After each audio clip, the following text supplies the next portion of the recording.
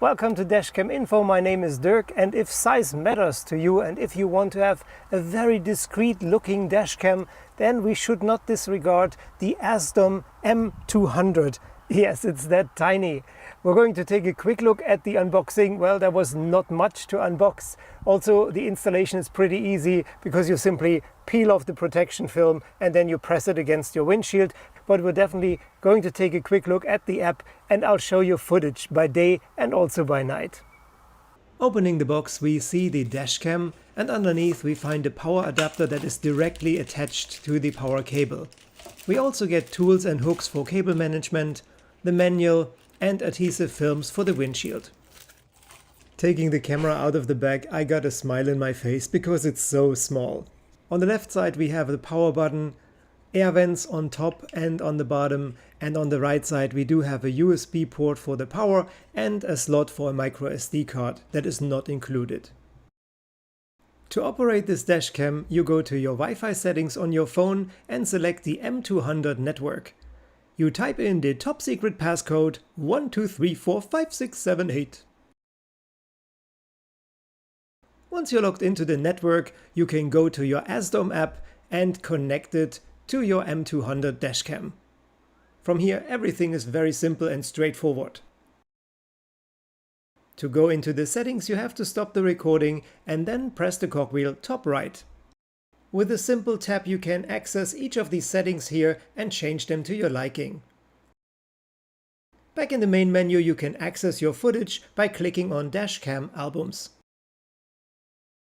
And now I'd like to show you footage recorded in 1080p during the day.